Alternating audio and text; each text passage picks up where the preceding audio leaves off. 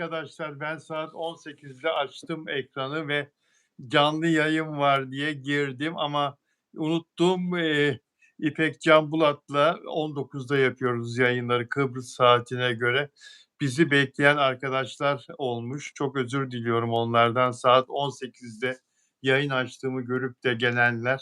Haftada 2 gün 19'da yapıyoruz. Diğer günler 18'de yapıyoruz dostlar. İpek Can Bulat'ın ayrıcalığı var. Kıbrıs'ta yaşadığı için. Estağfurullah efendim. Estağfurullah. Evet, Kıbrıs'taki öncelikle herkese hoş geldiniz diyorum. Gerçi sosyal medyada da belirttim ama valla salı ve cuma günlerini niye yalan söyleyeyim iple çekiyorum. Hem benim canım. için büyük bir değişiklik hem de buradaki insanları da özlüyorum biliyor musun? Tanıştık artık yani Onlar da hepimiz seni aile. özlüyorlar. Onlar da seni İbrahim özlüyorlar. Caner, Soruyorlar. Caner yok yalnız bu aralar. Nerede bu Caner? Yo, Caner yayındaydı dün. Gelir şimdi. Gelir Ha, şimdi. iyi hadi bakalım. Hoş Aleykümselam. geldiniz. Evet şöyle biraz yayını eğer beğendi yaparsak, like yaparsak o zaman katılım daha çoğalır diye düşünüyorum. Evet.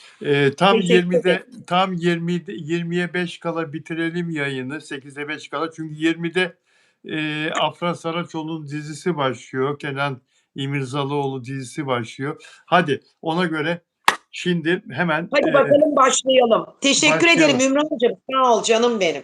Evet, özlediğiniz İpek Can Bulat'ta tekrar yayındayız dostlar, arkadaşlar. İrem Derici yetkililere yalvardı. Lütfen bu sefer beni gözaltına almayın diye. İrem Derici çok sevdiği Melih Kulukçu'yla tam söz yapacağı, ailece söz keseceği gece biliyorsunuz sabahında o geceden 8-9 saat önce gözaltına alınmıştı. Uyuşturucu kullandığı iddiasıyla gerçi temiz çıkmıştı ama söz gecesini yapamamışlardı. Kendi aralarında yüzük takmak zorunda kalmışlardı. Şimdi İrem Derici nişan gününü belirledi ve açıkladı. 3 Şubat'ta nişanlanıyoruz. Bizi ne olur gözaltına almayın diye böyle şakayla karışık bir paylaşım yaptı.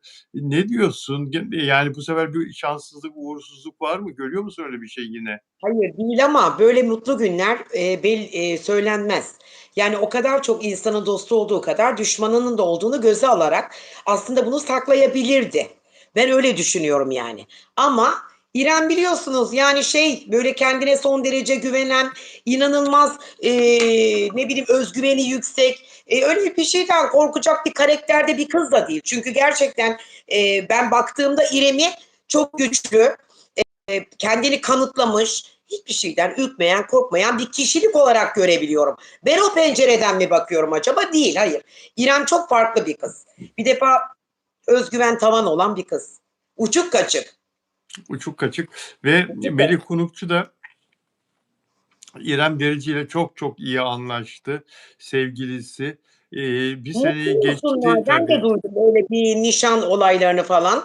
Efendim? Gerçekten evlenmek için Heh, şey yapmışlar. Yani evlilik için bir yola çıkmışlar. İnşallah bu sefer doğru bir karardır. İnşallah bu sefer Allah yanıltmaz, şaşırtmaz. Ve kararını doğru yoldan verir. Hep mutlu olsun. Herkes mutlu olsun Bilal abi. Herkes mutlu olsun. herkes mutlu olsun diyor İpek Can Bulat. İrem Derici'ye de mutluluk diliyoruz. İrem'in bu ikinci evliliği olacak. Çıktığı bu yol neticelenirse iyi bir şekilde. Umarım bu sefer hakikaten gerçek anlamda ve çocuk yapmayı çok istiyor. Çok Ama o istiyor. zaten şöyle söyleyeyim şimdi çocuk yapmayı zaten yaşı da geliyor yani geldi de geçiyor neredeyse. İrem de öyle çok genç bir kız değil ama artık şöyle söyleyeyim size Evet. evlilik yaşları da 30'un üzerinde oldu. İnanmazsınız çocuk doğurma yaşları da artık eskiden 20'li yaşlardayken şimdi bakıyorum minimum 40 yaşlarda insanlar anne oluyorlar. O Oluyorlar. onun hakkı. Bir de İrem Koç burcu. Çok yetenekli, aynı zamanda başarılı, kararlı, istikrarlı. O bir karar verdiyse ne onu ailesi etkileyebilir, ne yakın çevresi etkileyebilir. Onun verdiği karar doğrudur. Diyorum ya ben buradan mutluluklar diliyorum kendisine. Tanımam etmem. Bir tek tanımadığım herhalde o var sanat camiasından. Hiç böyle karşı karşıya gelemedik ama severim İrem'i ben. İrem'i ben de çok severim. Deli doludur ama iyi Deli bir dolu, kızdır. açık İyi bir sözlü, kızdır. yürekli. Yürekli, Çok evet. yürekli bir kızdır o. Evet, o da beni sever. Bazen ben ona takılırım, bazen o bana takılır. Güvenilebilecek bir insan olduğu izlenimi veriyor aynı zamanda. İrem dobra bir insan. Peki, senin çok sevdiğin bir başka, oyuncuya Kimmiş o? geçelim bu sefer. Pınar Altuğ. Pınar Çok Altuğ. severim. Çok Seversin, değil mi? severim. Biliyorum, Çok severim. seversin. Evet, sen, hanım Çünkü hanım. bunca yıldır Evet, linçlenen bir kadın olarak bu onun eşinin kendi tercihiydi ama bütün Türkiye onu işte evet, yaşıyla vurdu. Bunlar evlenmişler, barklanmışlar, yıllardır evliler ve Yağmur'la inanılmaz bir mutlu aşk evliliği yaptılar ve hala o aşk devam ediyor. Yani neden bırakın şu insanları yaşınla başınla vurmayı, yok yaşlılığınla vurmayı. Alan razı, veren razı. Tercih meselesi bu. Eşi bunu istedikten sonra, kendi mutlu olduktan sonra size ne? Ben buradan bütün mutsuz insanlara duyuruyorum. Bu buyur. mutsuz Evet. insanlar mutlaka bir evlilikte bir çengelli iğneyi böyle takıyorlar. Böyle ağızlarında dolandırıp dolandırıp duruyorlar. Ne gördünüz Pınar'dan? Dört dörtlük anne, Canım, dört dörtlük ev kadını, dört dörtlük iş kadını. Hay niye bu kadar? Bu yermek nedir yani bu kadını yaşıyla? kıskanıyorlar değil mi? Kıskanıyorlar, ha? Tabii canım. Kendileri Evet. kendileri mutsuz oldukları için Tabii. herhalde, değil mi? Evlilikle ilgili bakın ben bunu yakın çevremde de yaşıyorum. Bunu Evet, kendimde de yaşadım. Yani böyle yaş farkıyla vurulmasın. Bu adamın kendi tercihi. Zorla kimse kimseyi nikah masasına oturtturmuyor ki. Kimse gel işte senin yaşın böyle, kaşın böyle. İşte ben de seni böyle kabul. Öyle bir şey yok. İnsanlar kendileri iletişim kurarak kendi kararları ve kendi istikrarları ebeveyn bunlar ergen değil aile kararıyla yuva kurmuyorlar. Hayır nedir bu fesatlık? Nedir bu kıskançlık? Nedir bu insanları yaşlarıyla vurmak? Ne oldu vurdunuz? Boşanacaklar zannettiniz. Keza diğer insanlar için de bu geçerli. Yine evliliklerine kaldığı yerden devam ediyorlar. Gene de mutlular.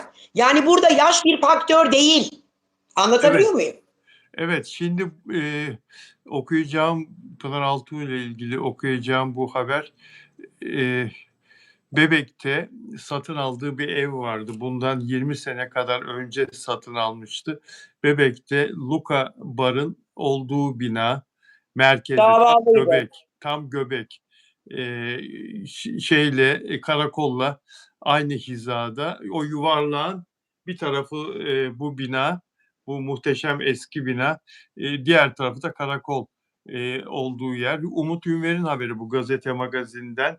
Eee, Pınar Altuğ oradaki muhteşem dairesini satmış ve çok da güzel bir paraya satmış. 2,5 milyon dolara 103 satmış. milyon diye duydum ben. 103 milyon. O civar herhalde. O para 108, ona mı kaldı 108, diyor. 108 milyon. Öyle bir Dolar şey. artıyor, 103 ya da artıyor 108. hayatım, durmuyor ki. Doğru, 108, doğru.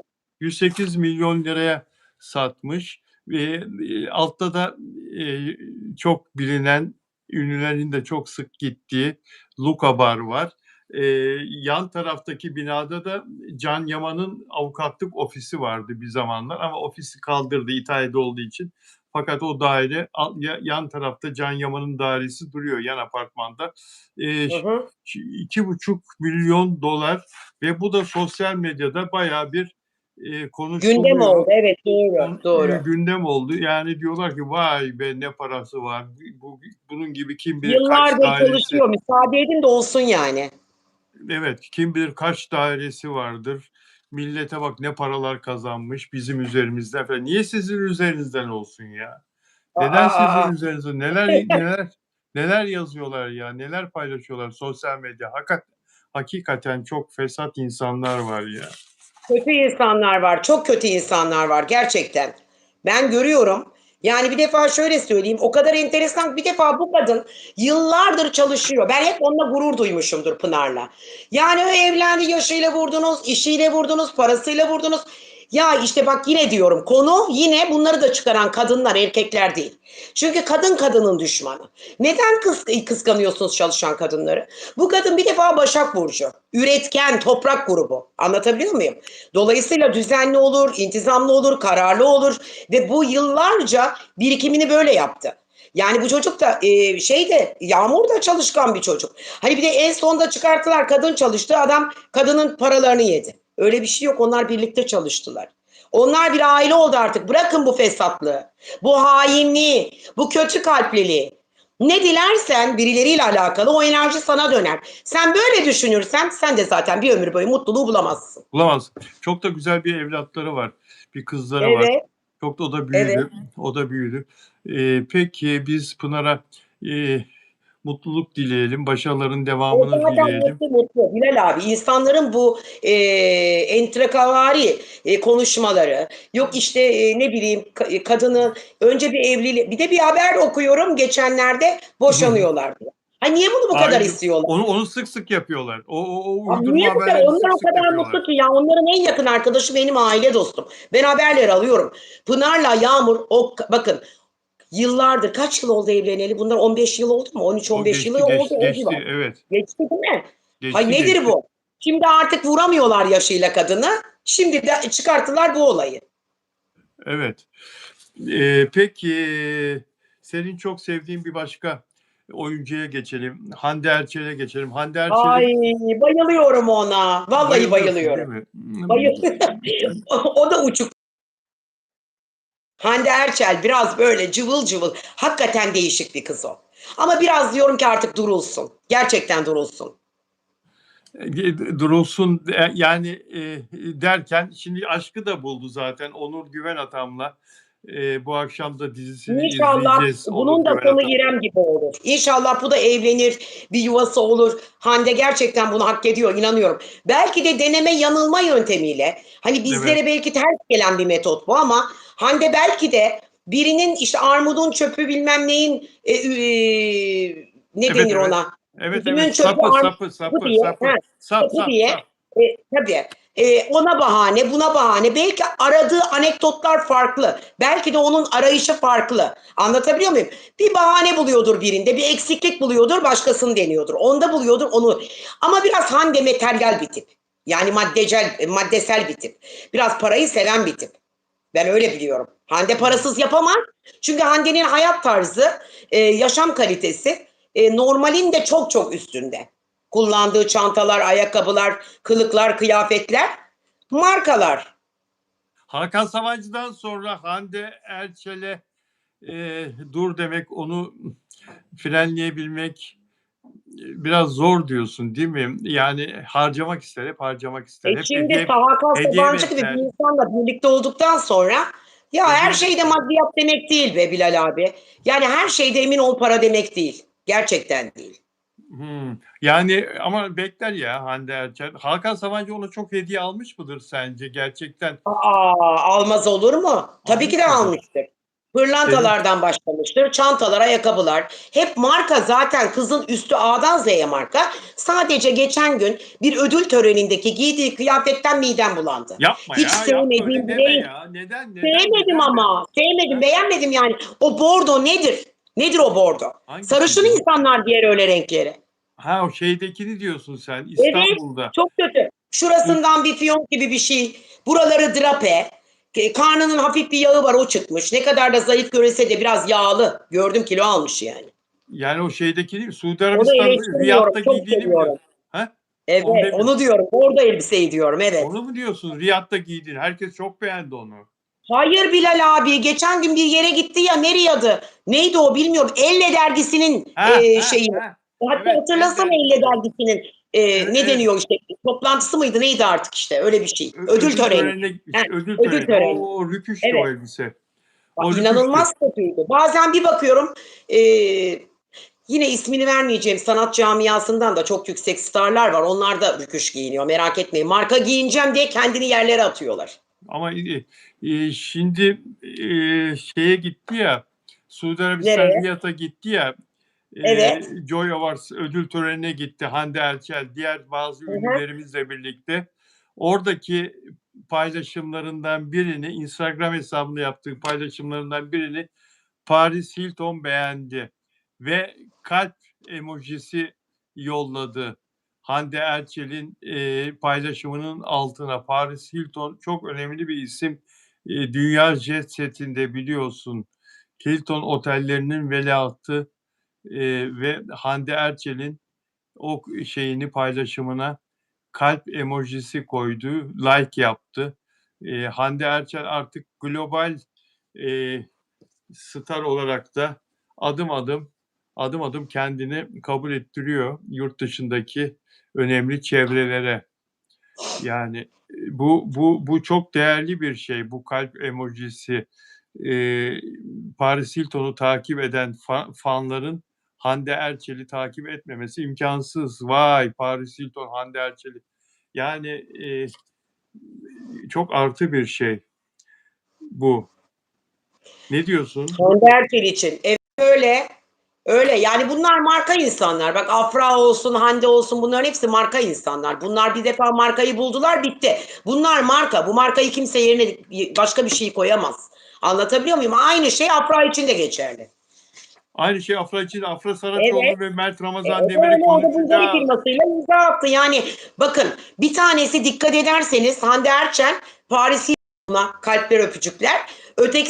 Öteki de Bulgari firması. O da yabana atılır bir şey değil ki. Dünyaca en ünlü markalardan birisi. Ona imza attı. Afra Demek ki Saraçoğlu bunlar da çok önemli insanlar. Afra Saraçoğlu da Bulgari firmasına imza attı ve, hakikaten, dünyanın en önemli mücevher markalarından birinin güvendiği yüz oldu, Vikya tanıdığı yazmış. yüz oldu. Afra pek marka değil diyor Vikya. Ben aynı fikirde değilim. Bir marka olabilmek için e, yani e, uzun süre çalışmak lazım. Kendini kanıtlamak lazım. Yani o bir marka dediğimiz zaman aslında vermiş olduğu emeğin karşılığını söylemek istedim ben. Ama bence Afra bir marka ve marka yolunda da gidiyor. Afra Saraçoğlu bir marka dedi ve marka Evet, yolda. marka. Tabii ki, Bu tabii akşam ki bir izleyeceğiz. marka. Dizi izlemeyen ben, Bilal abi sayesinde dizilere başladım. Onun için söylüyorum yayını biraz erken bitirelim diye. İzliyorum. İzliyorum İzleyeceğiz. yani. İzleyeceğiz. Bu akşam Afra Evet, Saraçoğlu'nun izleyeceğiz. ikinci bölümü var ve doktor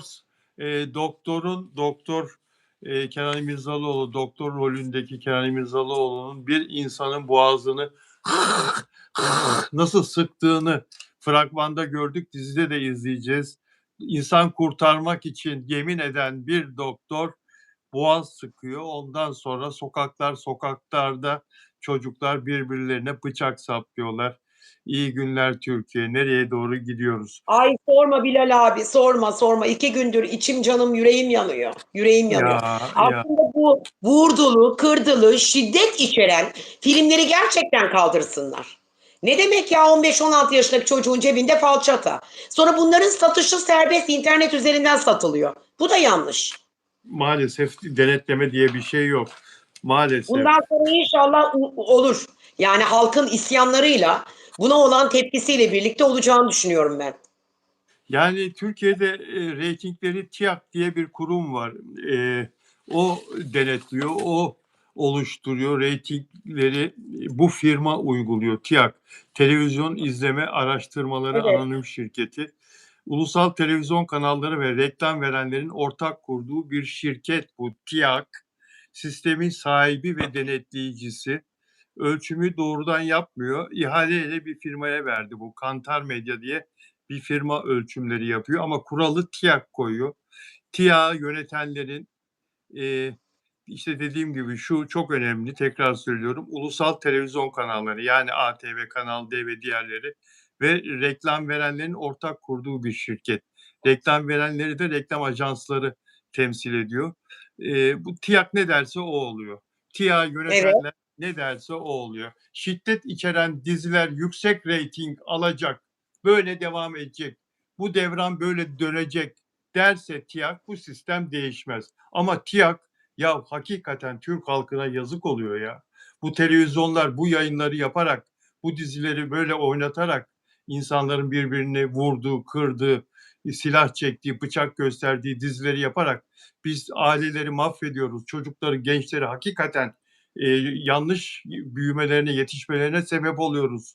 Rol model olan starları, rol model gördükleri starları sokakta örnek alarak birbirlerini dövüyorlar, bıçaklıyorlar çocuklar. Nereye gidiyoruz diye TİAK yönetenler insafa gelir de reyting sistemini değiştirirse yani bu tür dizilerin daha az reyting almasının ya bir düğmeye basacaklar, değiştirecekler sistemi anladın mı? Panelde değişiklik yapacaklar. Onların elinde. Yani E, şimdi Bilal abicim buradan para kazanıyorlar diye Gençliği böyle Aynen bak, şeylere aynen bu söylediğin o kadar doğru ki. Buradan ama para emsal teşkil kazanıyorlar ediyor. diye. Buradan Ama emsal kurumlar, teşkil ediyor. Bakın bu olaylar da emsal teşkil ediyor. Yani evet, sen para kazanacaksın diye, diziler reyting yapacak diye, sen kötü, şiddete maruz, yok bıçaklı, yok silahlı, yok tehditvari dizileri koyarsan olacağı bu. Ama buna evet, yine devlet karar verecek. Yine bizim halkın isyanlarıyla bunlar kalkacak. İstedikleri kadar popolarını yırsınlar. Öyle söyleyeyim. evet, bunlar para kazanıyor. Buradan para kazanacaksınız diye. Evet, Temsil ettiğiniz kurumlar buradan para kazanacak diye, televizyon kurumları. evet. Dolayısıyla bazı şahısların, o kurumların sahiplerinin cebine çok daha fazla para girecek diye Saçma istediğiniz sapan gibi, diziler. Saçma evet, sapan diziler. saçma sapan diziler, saçma sapan programlar. Hayır yani İnsanların, bir dakika şimdi bir dakika. Bazen Bilal abi şimdi bir diziyi izlerken neden izlemediğimi sana anlatayım. Beni başta eleştirdin. Ya bu bir dizinin başından sonu belli.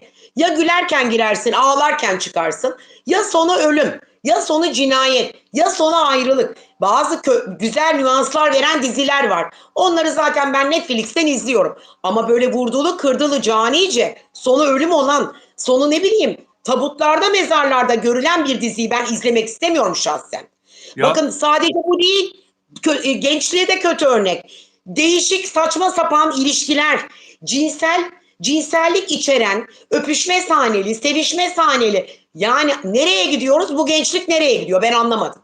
evet, evet. Bir de bazı dizilerde de insanları ölmeden canlı canlı mezara koyuyorlar.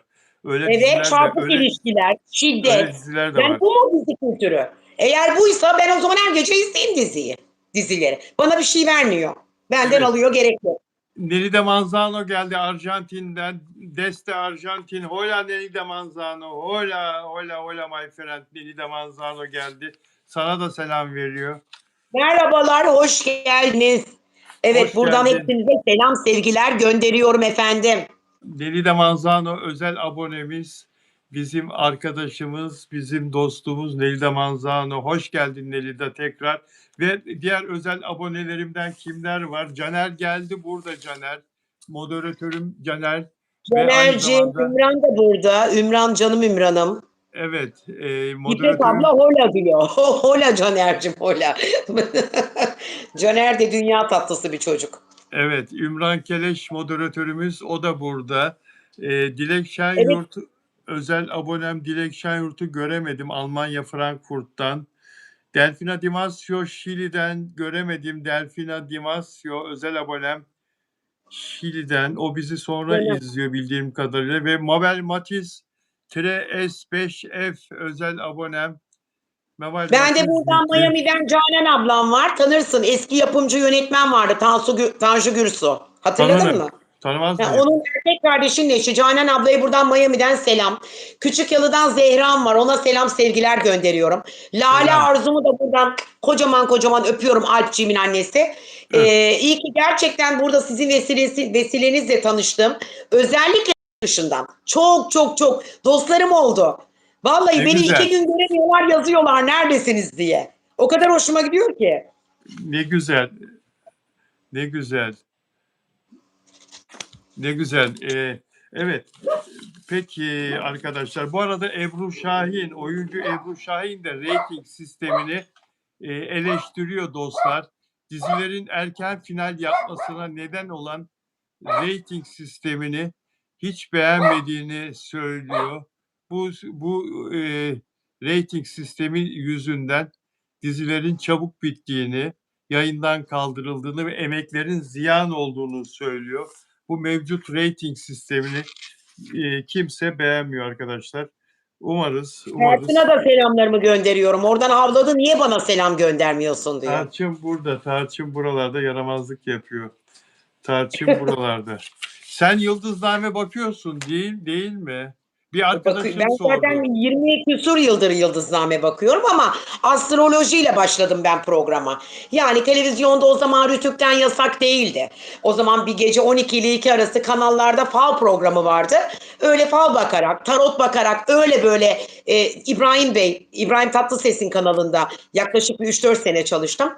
Sonra Biran TV'de çalıştım. Alman kanalı, Dubai TV, Arap kanalları. Ama buralarda hep tarot baktım. Yani falla başlayan bir yolculuk serüvenim. Öyle başladı.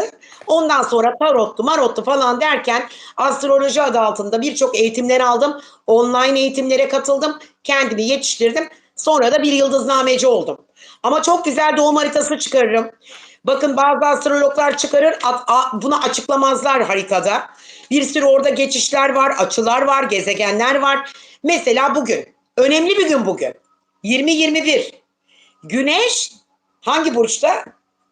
Sen söyle. Kovada, kovada, kova Güneş burcunda. Kova'da. Evet. Tabii kova burcunda. Özellikle ay burcu, güneş burcu kova olanlara söylüyorum. Kaderinizde değişimler için çok güzel bir yoldasınız. Umudunuz çok güzel olacak. Her dilediğiniz olacak. Şu anda da ezan okunuyor bu arada. Ben İstanbul'dayım biliyorsunuz. O yüzden yeni sayfalar açacaksınız hayatınızda. Temizlenme ve arınma zamanı sizin için. Kovalarla alakalı bunu söyleyebilirim. Bugün hayırlı uğurlu olsun. Güneş Kova'da, çok güzel haberlerini bekliyorum Kovaların. Çok çile çektiler iş hayatıyla ilgili, özellikle aile huzurlarıyla ilgili, ama Allah'tan ümit kesilmez. Her zaman bir olayın başlangıcı, bitişi vardır ki yeni başlangıçlar daha güçlü, kuvvetli gelsin diye. Siz de bunları zaten yaşayacak ve göreceksiniz. İpek Can Ama Bulat, bir sana şey da bir soracağım. yıldızname bakacağım. Bakacağım İpek, sana bir yıldızname. yo, benim için değil, bir arkadaşım sordu. Telefon numarasını senin verebilir miyim ona? Telefon E, numaramı da verebilirsin, Instagram adresimi de verebilirsin. Bana ulaşmak zor değil. Instagram Instagram adresini adresimden de şu anda yayına yeni girenler, seni yeni tanıyanlar için bir tekrar etsene. Instagram adresini. İpek alt tire astro. İpek alt tire astro. Ya zaten internetten de bulurlar. Astroloji İpek yazın, astrolog İpek yazın, yaşam koçu İpek yazın. Bir şekilde çıkar. 27 senedir birikmiş TV programlarım vardır. Her kanaldan bir kesit mutlaka bulursunuz yani. Bu Evet. arada yazıyorlar. Bilal abi, Mert de diyorlar kova. Mert de Kova. Peki bir şey soracağım. Şimdi Sor ben bakalım. kendimi 2-3 gündür çok yüksek hissediyorum. Yani moralim çok güzel. Çok böyle kıpır kıpır içim. Daha bahar da gelmedi. Baharın belirtileri de yok ki, hani böyle. Nedir bu? Ben Aslan burcuyum ama bu günlerin benimle ne alakası var? Bu Neden günlerin bir alakası yok. böyle bir Asıl en huzur, kötü günler bir yani, mutluluk, bir böyle bir kısmette bir açılma? hep öyle olsun inşallah. İnşallah. Hep öyle Nedir olsun. bu? Bilal abicim, onun şu anda Aslan Burcu ile alakalı herhangi bir gökyüzünde bir oynama ya da ne bileyim işte bir hareket yahut da bir retro etkileşimi falan sizde yok. Ben bunun Senden tamamıyla, habersiz olamaz mı? Senden habersiz bir şey olamaz mı? Böyle bir şey senden. benden habersiz bir şey, bu konuda pek mütevazi olamayacağım. Mesleki konumum hayatımda gerçekten çok iyi olduğumu bilirim. Buradan da varsa danışanlarım yazarlar mutlaka ki, özel olarak size bir şey söyleyeceğim. Bir Evet, defa son zamanlarda giydiğiniz o ateş rengi, zaten ateş grubusunuz aslan, ateş grubu. Kırmızı zaten ateş parçası. evet. Bütünleşmiş bir frekans ortaya çıkar. Çok büyük bir yükselişe geçersiniz. Hayatınızla ilgili kapalı olan blokajları, enerjileri, o çakraları, o kendi varlığınız ve yüksek frekanslı enerjinizle inanılmaz top zirveye çıkarırsınız. Durum bundan ibaret. Sizin zaten ben gördüğüm kadarıyla yıllardır da öyle Bilal abi. Yüksek frekanslı bir enerjiniz var. Bazen bazı insanların enerjilerini bozarlar. Sizi down ederler, yerle bir ederler. Yaptığınız programları affedersiniz, tukaka derler. Ama bir insan kendini bilir. Ben hep sizinle gurur duymuşumdur. Teşekkür Özellikle ederim. televizyon programlarınızla. Etlisine sütlüsüne kimsenin karışmayan, her Teşekkür zaman ederim. kendi halinde, kendi işinde, gücünde olan, çizgisi olan bir beyefendisiniz. Sizi de o yüzden bu insanlar seviyorlar. Çok teşekkür Ama ederim. sadece şunu Benim söyleyeceğim. programlarımı, benim yaptığım programları yanımdaki insanlar maalesef çizgisini aşağı doğru çektiler. Maalesef, maalesef, Her şeyin farkında ve bilincindeyiz maalesef, bizler izleyici olarak. maalesef, Ama şunu maalesef. söyleyeceğim. Yoksa Ne şimdi oldu? Sizin çizginiz hala o burada. program, Onlar nerede? o programlar şimdi çok başka yerde olurdu, o programlar maalesef. Bu konularda hiç konuşmadım ama kendimi konuşmak mecburiyetinde hissediyorum. Benim çalıştığım programları yanımdaki insanlar aşağı çektiler. Kendi menfaatleri için kullanma Ama arzusuyla, ne Bilal abi yazık ki. hala varsınız. Hala Çok şükür. varsınız ve onlar yoklar. Çünkü onlar Öyle, zaten magazinci değillerdi ki. Onlar öyle, magazinci değillerdi ki. Ben de anlamadım o kanalları. Bunları nasıl kabul ettiler? Magazinin M'sinden haberleri yok. Çalışıp öyle. akşamdan gelip orada ekrana çıkıyorlar. Boy gösteriyorlar. Poz, beden, fizik. Sonu ne oldu? Fos. Aynen öyle. Dünya Valentino için üzülüyor. Dünyaca ünlü İtalyan modacı Valentino 93 yaşında vefat etti. Dünyanın en güzel kadınlarını, en ünlü kadınlarını giydirdi. Mesela Jacqueline Kennedy. Benim bir gün uçakta kavga ettiğim, benim boynumu sıkan Jacqueline Kennedy'yi 1968 yılında düğününde Valentino gelinlikle giydirmişti. O olayı da anlatırım bir gün.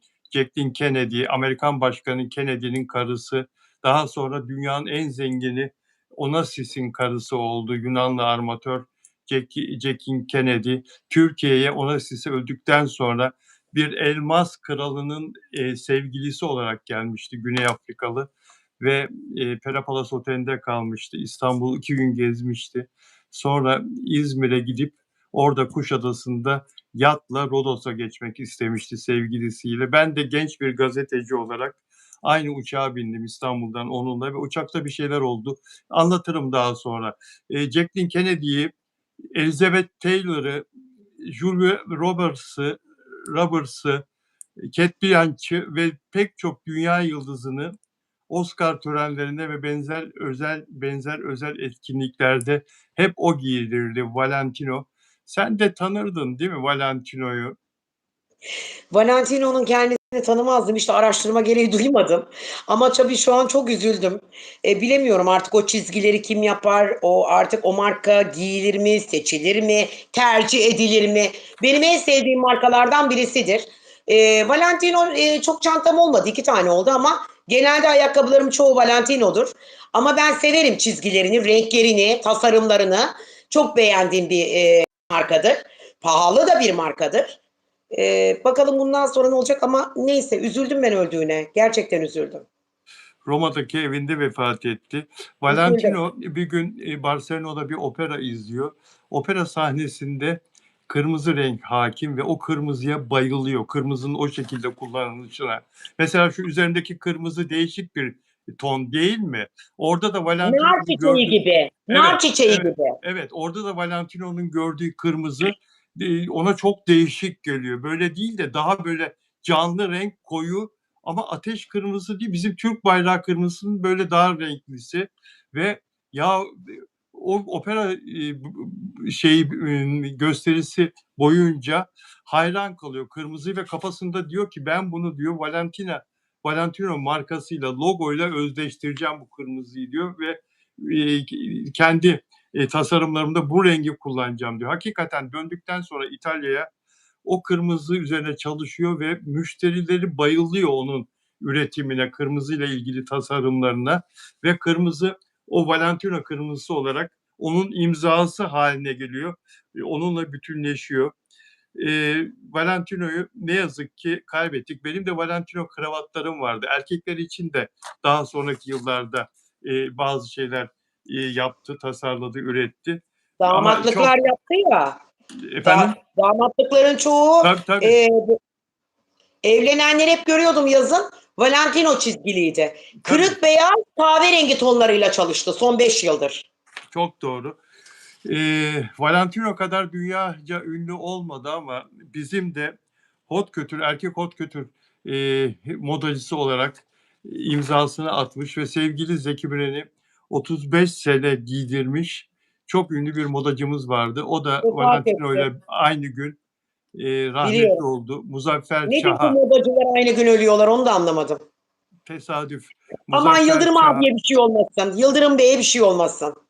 Allah ona sağlık versin. Muzaffer Çağ Versin. 83 yaşında hayata gözlerini yumdu. Ne yazık ki pek çok iş adamını, ünlü iş adamını giydirirdi. Sosyeteden çok ünlü erkekleri giydirirdi. Kişiye özel erkek tasarımı Tasarım yapardı. yapardı. Benim Evet. de çok iyi Çok kötü. dostumdu. Zeki Müren hayattayken de vefat ettikten sonra da kendisiyle defalarca röportaj yaptım televizyonlar için Muzaffer Çağ'ıyla Ve ben evleneceğim zaman davetiyemi götürdüğümde Şebnem'le 2009 senesinde kendisine davetiyemi takdim ettiğimde Bilal'cim dedi, damatlığım benden dedi. Ben yapacağım dedi. Ben kendi ellerim. Ya dedim yapmayın Allah aşkına, zahmet olur, ne gerek var? Hayır dedi. Benim düğün hediyem dedi. O kadar mutlu etmişti ki beni. Hala saklıyorum tabii. O kadar mutlu etmişti ki, çok iyi dostumdu. Allah rahmet eylesin. Muzaffer Çağ çok değerliydi. Böyle işte hayat. Ne yapacaksın? Ne Ama bu yapacaksın? modacıların pıtır pıtır ard arda ölümüne şaşırdım ben açıkçası. Artık biliyor musun Bilal abi? Modacı da kalmadı. Gerçekten modacı da kalmadı. Yıldırım Ben Ayyuk var ama bakıyorum. Yıldırım Ayyuk da Türkiye'de de çok bakıyorum. az. Yok. Çok az, Nasıl? çok az çalışıyor diye duyuyorum, üretim yapıyor diye duyuyorum. İstanbul'daki atölyeyi falan kapattılar, değil mi? Yıldırım Bey mi? Evet. Yıldırım Bey, Barbaros Şansal'la birlikte Kıbrıs'ta Doğanköy tarafında bir yer açtı. Çok güzel ürünler vardı. Londra'ya çok büyük satışlar, bilmem neler. Resmen bir atölyeydi. Atölyeyi eve taşıdılar, evden oraya getirip satıyorlardı. Ama rakamlar o kadar yüksek ki. Ama Kıbrıs'ı verir. O rakamları verir Kıbrıs'ta. Verir Dolayısıyla Kıbrıs'ı. Londra bağlantılı olan Kıbrıslar alıyordu. Şahsen ben alamam. İnanılmaz bir rakamlar. Sterlin üzerinden sanki araba alıyorsun. Öyle rakamlar. Neymiş işte Ya taşları. Kıbrıs'ta markete girdiğim zaman alışveriş yapmaya çekiniyorum ya. Ya hakikaten ne Evet, çok rakamlar ya, pahalı. ne rakamlar ya. Çok pahalı. Çok Bazı, pahalı. Ama bazı marketlerin markette kralları var orada. Yani normal Türk marketleri de var ama bütün ürünlerin İngiliz malı olan marketleri de var. var. İşte onları kastediyorum. Fiyatlarda sterlin yazıyor etiketlerde. Aynen öyle, evet, şu an marketten bahsediyorsun ama uzak işte o İngilizlerin olduğu yerlerde genelde o marketler. Ben mesela bir iki tane ürün alıyorum. Burada sadece Makro'da var. Bir tek onlar ucuz. Makro'da olan şeyler yarı fiyatına orada var. Kıbrıs aslında bazı şeylerde ucuz, bazılarında pahalı. Mesela süt ve süt ürünleri çok ucuz. Ve sütün kralı, yoğurdun kralı. Kıbrıs Tabii, aslında peynir, yaşanacak yer. peynir, Peynir. Tabii bunlar güzel. peyniri Ama çok severim. işte onlardan da onlar sonra bana çok yakın bir yerde oturuyorlardı. Sürekli de Barbaros Şansallara giderdim ben. Muhteşem bir bahçe. Her şey Yıldırım Bey söylemiş. Organik hayat. Patlıcan istiyordu canım. Barbaros'a telefon açıyordum. Koşa koşa gidiyordum. Bana bahçeden patlıcan falan veriyordu. Ben Yapar Barbaros yapar. Barbaros'u severim ben çok. Ama Yapar. Barbaros'un saatleri var. Görüşme saatleri çok enteresan. Barbaros akşam saat 8 ile gece saat 2 arası asla ulaşamazsın. Böyle özel bir oda yapmış kendine. Siyah karartmış sanki sinemadaki gibi. Dondurmalarına kadar sinema kültürünü yaşıyor. Kendi sinema film seyrediyor. Mısırlar patlıyor. Oh, O oh, kadın oh, getiriyor. oh, oh, Alaska dondurmalar. Sanki gerçekten bir sinemada. oh, Barbaros çok oh. iyi bir çocuktur. Çok severim. Yıldırım Bey de haza bir beyefendidir. Onu da Tabii çok canım. severim. Tabii ikisi de çok değerli insan. Evet. Aynen öyle. Peki bu uyuşturucu operasyonu çok kısa konuşalım. Vakit Tamam. daralıyor. Tamam. Fenomen Bilal Hancı son dalgada. Hürriyet Gazetesi'nden magazin yazarı Mehmet Üstündağ, ilaç firması Abdi İbrahim'in sahibinin oğlu İbrahim Barut ve Abdullah Gençal, bu huzur giyimi sahibi. Bu arada 3 kişi daha yurt dışında. Bunlar hakkında, hepsi hakkında soruşturma açıldı.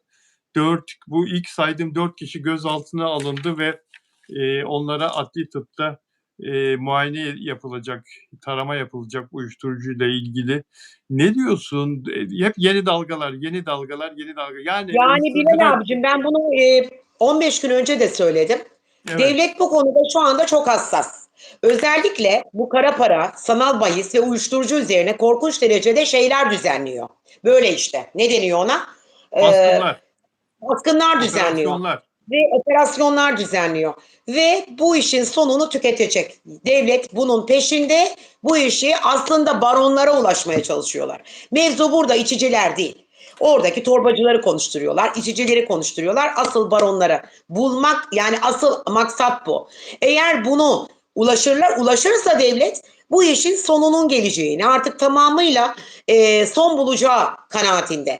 Ama dikkat edin, spikerler, film yıldızları, yok efendim işte o Abdi İbrahim firmasının oğlu ve demiyorum, iş adamları, bu bebek otelin sahibi. Dikkat edin, öyle büyük bir operasyon ki bu. Daha bitmeyecek, merak etmeyin. Bu operasyon nereden baksanız 1-2 ay daha devam edecek. Ve sonunda Etsin, etsin. muvaffak olacak devlet. Etsin, etsin, etsin. Uyuşturucudan uzak dursun insanlar. Tabii Hem bunlar kendisine gençliğe zarar. kötü bir örnek. Aslında gençlik bununla zehirlenmesin. Bence Evet. yapıyor devletimiz. Çok iyi yapıyor. Çok iyi Sonuna yapıyor. kadar içenleri de bence yargılasınlar. Ki bir daha İçenler içmesin. de içenler de zaten bırakamazsa, tedavi olmazsa, tedavi olmayı kabul etmezse onlara da hapis cezası var. Ama önce tedavi olmalarını istiyor devlet. Öncelikle hapsetmiyor. Yani içmesinler, kullanmasınlar. Hele o aracılar, torbacılar, satıcılar ve baronlar, Allah onları kahretsin. Peki Kahretsin. Afra Saraçoğlu ile ilgili, Afra Saraçoğlu 10 sene evvel bugünlerde oyunculuğa adım atmıştı. 10 yıl ne çabuk geçti. 10 yıl. Annesi Afra Saraçoğlu'nun bir gün Özcan Deniz'e yazıyor DM'den. Benim kızım oyuncu olmayı çok istiyor diyor. Siz yeni çekeceğiniz İkinci Şans isimli filmde, sinema filminde Nurgül Yeşilçay'ın kızını oynayacak renkli gözlü bir oyuncu arıyorsunuz. Benim kızımı lütfen bir deneyin, bir görün diyor. Ve Özcan Deniz de tesadüf müdür yoksa tarıyor mu sürekli olarak DM'lerini bilmiyorum. Görüyor bu DM'i ve gelsin kızınız diyor. Telefonlaşıyorlar. Gelsin kızınız diyor. Ve çok beğeniyorlar. Nurgül Yeşilçay'ın kızı olarak İkinci Şans sinema filminde oyunculuğa başlıyor. Başlayış o başlayış. Şunu soracağım sana. Ve Afra Saraçoğlu'nun o güne kadar oyunculukla ilgili bir çalışmışlığı, bir eğitimi de yok. Üniversitede Çok. İngiliz edebiyatı okuyor Anadolu Üniversitesi'nde, Aha. Eskişehir'de. Nasıl oluyor da bu kadar başarılı bir oyuncu haline dönüşüyor? Yani şimdi bu neye benzer? Buna en bir basit örnek kendimi de verebilirim. Hiç ben şimdi mesleğimi yapıyor muyum? Psikolojiyle ilgili bir şey yapıyor muyum? Yok. Ya da işletmeyle alakalı yapıyor muyum? Yok. İşte Allah herkese bir şans veriyor. Eğer o şansını doğru yolda, doğru yerde kullanırsan önün açık oluyor. Ama o şansı Allah sana bir kere veriyor. Ama sen Bir yapmıyorsun daha o onları şansı da. vermiyor. Aslında da Türkiye'nin bunlardan bir şanslı. Sen Türkiye'nin en önemli astroloji uzmanı oldun. A- Yani o işleri ha diyorsun ki ben astrolojinin eğitimimi mi aldım?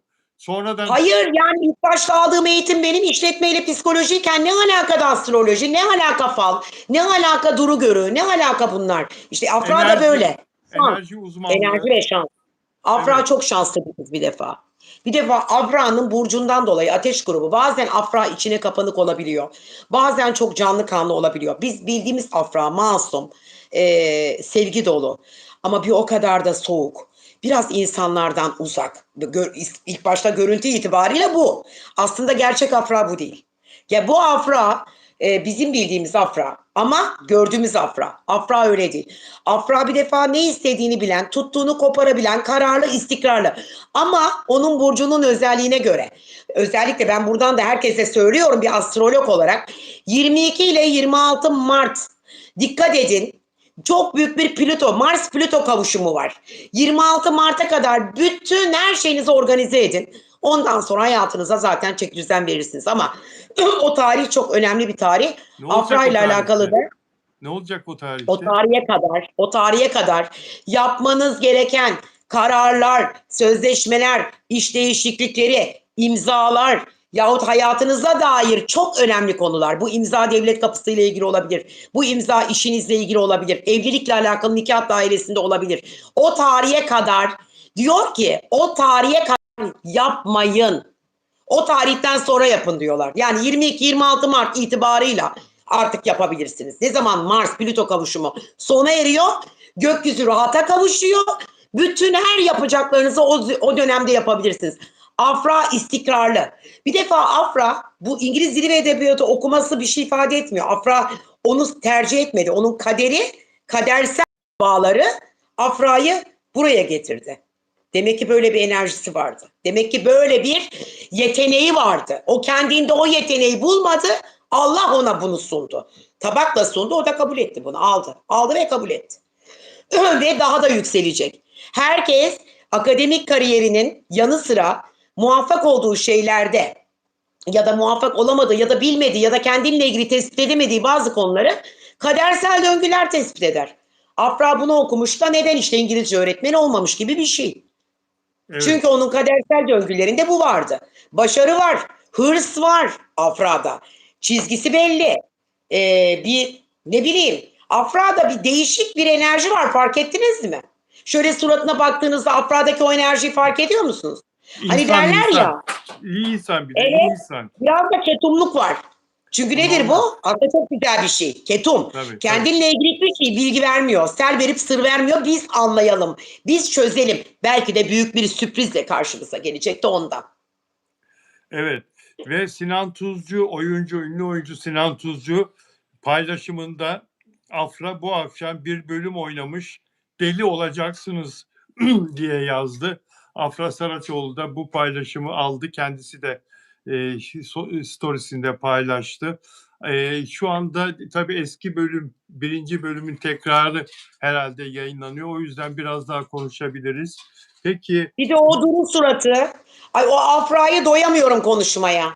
Yani desen ki şu yayın 100 saat olacak, ben doya doya bu Afra'yı konuşayım burada. Bayılıyorum. Gerçekten bayılıyorum. O yüzün duruluğu nedir? O güzelliği nedir? Ama ben inanıyorum ki bu yüzle kalp aslında doğru orantılı. Çok analizler yaptım bugüne kadar. Kendi mesleki hayatımda da yaptım. Anlatabiliyor muyum? Çok yaptım. İnsanlara baktığım zaman insanları hissediyorum zaten yüzüne baktığımda. Afra'ya da baktığımda Afra'nın geleceğini de hissediyorum.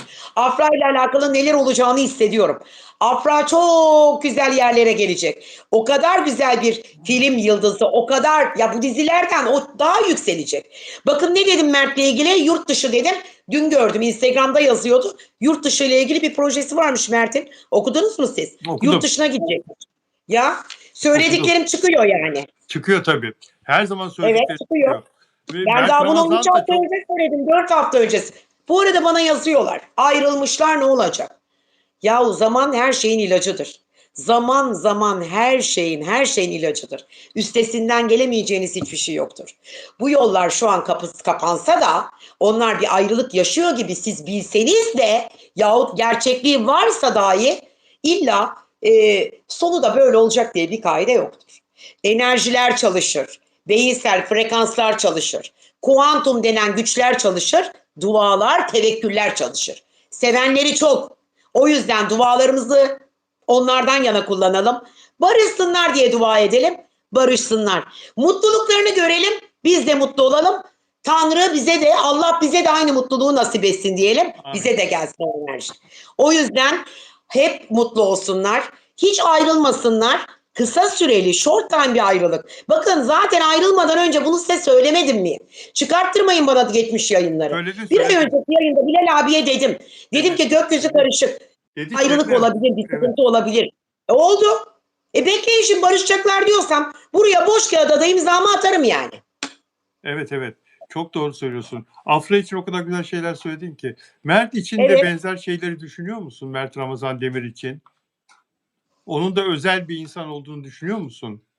Mert de özel ama karakteristik farklılıkları var. Bakın ikiz bile annesinin karnından varken o tek yumurta ikizi olsa bile karakter farklı. Her şey farklı. Çünkü onlar da zaten o ikiz de aynı anda anne rahminden çıkmıyor. Mutlaka arada bir 5 dakika 10 dakika. O 10 dakikada neler değişiyor o gökyüzünde biliyor musunuz? O yüzden karakteristik özellikleri aynı değil. Sadece bağlılıkları da aynı plasentada olduğu için. O yüzden dolayı Mert'le Afra birdir. Ayrılık yaşayabilirler. Afra'nın karakteristik özelliği farklı. Mert'in çok daha farklı. Mert başka bir annenin çocuğu, Afra başka bir annenin çocuğu. Mert'in karakteri Afra'dan farklıdır. Nedir? Mert biraz daha cıvıl cıvıl, hareketli. Afra'nın biraz dişiliğinin olması sebebiyle ketum, içine kapanık görünse de çizgisi belli. Kadınların bir çizgisi olmalı zaten. O bir erkek. Mert şu an deli dolu zamanlı yaşıyor. Yurt dışına gitsin proje. Mert'i bakın maddi açıdan yeremem. Mert gerçekten çok varlıklı. Yaptı, çalışıyor. Şans. Ona da şans güldü. Mert'e de. Ama ben biraz Afracıyım galiba. Afracıyım diyorsun ama Mert'i de seviyorsun. Gizleyemiyorsun bunu. Seviyorum çünkü ikisinin evlenmesini istiyorum. Ayrılmalarını istemiyorum. Evlensinler istiyorum. Çok yakıştırıyorum onları birbirlerine. Ne diyeyim? Ben de öyle. Ben de evlenmelerini istiyorum. Canım benim, çok teşekkür ederim yorumların için. Ben teşekkür ediyorum. Öncelikle Yayınlar. buradan bütün bağlanan izleyicilerinize, yurt dışından bağlanan, bizi izleyen, o değerli vakitlerini ayıran, hakkınızı bin helal edin. Salı Cuma sizlerle birlikteyim. Az önce Bilal abinin dediği gibi de Instagram'dan da bana ulaşabilirsiniz. Sormak ve öğrenmek istediklerinizi sorabilirsiniz. Doğum haritasına mı ihtiyacınız var? Yıldıznameye mi? Sıkıntınız, derdiniz olabilir. Çoluğunuz, çocuğunuzla alakalı ya da ne bileyim özel hayatınızla ilgili sormak istediklerinizi sorabilirsiniz. Hepinizi canı gönülden öpüyorum. Hepinize iyi günler, iyi akşamlar diliyorum. Hoşça kalın. Bilal abicim, seni de öpüyorum. Görüşmek üzere. Çok teşekkür ediyorum. Hoşça kalın. Dostlar, dostlar abone olmadan izleyen arkadaşlar abone olurlarsa memnun olurum. Ve beğen yaparsanız da sevinirim arkadaşlar. Yayını sevdiklerinize tavsiye edin lütfen. Çok teşekkür ediyorum bizi izlediğiniz için. Yarın ünlü televizyoncu yarın şeyle beraber Çarşamba. Çarşamba. Evet, Onur Akay Perşembe günü. Pardon, Onur Akay'la Perşembe günü beraber olacağız. Onur Akay'ı soruyordunuz bugün bana. Onur Akay'la bir türlü gerçekleştiremedik. Kendisi İzmir'e gitti. Neden? İzmir'e gittiği için. Ya İzmir'de bir stüdyoyla anlaşmış. İzmir Akçay'a daha yakın bir şarkı çıkaracak. Ve o şarkı için stüdyoya Hadi bakalım, girmesi lazım. hayırlı uğurlu olsun. Evet. Hayırlı O uğurlu yüzden olsun inşallah. gitti. Evet, yarın da Arzu Altıntaş'la birlikte olacağız arkadaşlar. Saat 18'de yarınki yayınımız. Görüşmek Hadi bakalım, üzere. şimdiden başarılar diliyorum size. Teşekkürler. Arzu Hanım'a da diliyorum. Hepinizi de öpüyorum. Biz Dolu de dolu böyle Sağ enerji ol. dolu öpücükler gönderiyorum hepinize. Sağ ol. Hoşça kalın. Sağ ol. Bay bay.